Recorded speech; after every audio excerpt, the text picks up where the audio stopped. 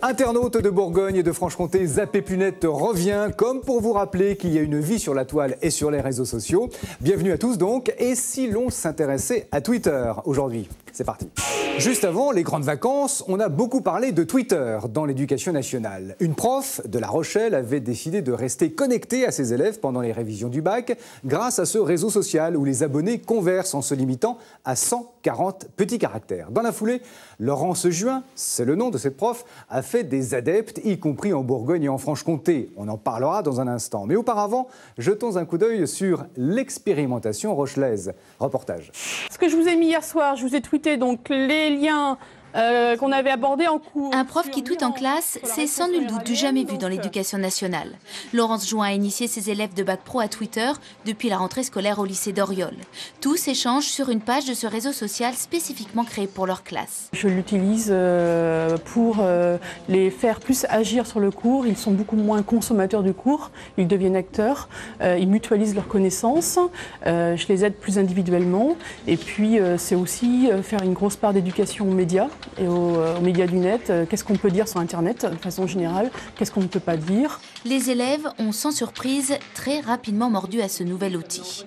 C'est intéressant pour ceux qui n'osent pas prendre la parole en cours, qui sont assez timides et qui veulent demander des choses, parler à la prof ou même parler entre nous. Après les cours, certains jeunes ont leurs petites habitudes et restent connectés avec leur classe.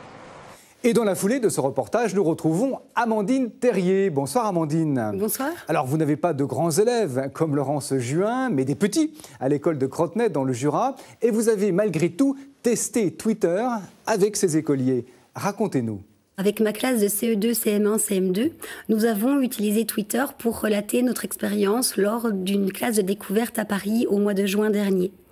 Je cherchais un moyen pour pouvoir communiquer avec les parents sur les recherches faites en amont par les élèves et puis également sur le déroulement et les journées passées à Paris avec les élèves.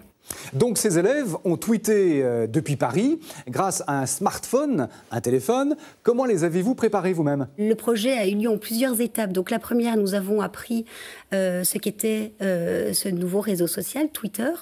Nous avons produit ensemble une charte d'utilisation pour un bon usage que les enfants ont donc signé et se sont engagés à respecter.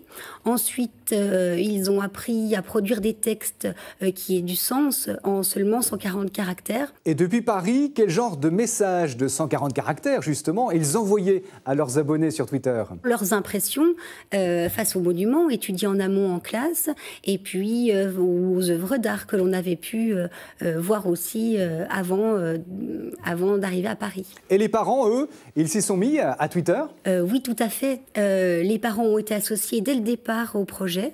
Ils ont reçu un tutoriel d'utilisation et puis ont participé aussi à une réunion d'information qui leur a permis, si besoin, d'apprendre à utiliser Twitter pour pouvoir interagir avec leurs enfants. Et les enfants, ça leur a plu? Oui, ça leur a beaucoup plu et ça les a beaucoup motivés. Effectivement, le fait de pouvoir communiquer avec leurs parents et aussi avec tous leurs abonnés a permis à toutes ces situations d'écriture, à l'envoi de tous ces messages, d'avoir vraiment du sens et un intérêt pour eux.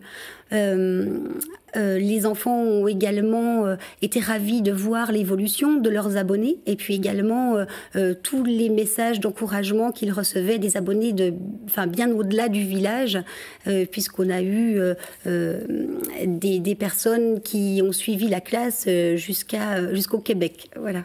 Alors, revenons à l'expérience de Laurence Juin à La Rochelle. Visiblement, elle vous a inspiré. Qu'est-ce qui vous plaît dans son utilisation de Twitter? C'est qu'elle a vraiment permis à ses élèves d'ouvrir sa classe sur l'extérieur. Ce qui m'a plu également dans son projet, c'est qu'elle a emmené les élèves à utiliser Twitter en dehors du cadre de la classe pour mener des débats, par exemple, autour d'une émission qu'elle leur conseillait de regarder. Très bien.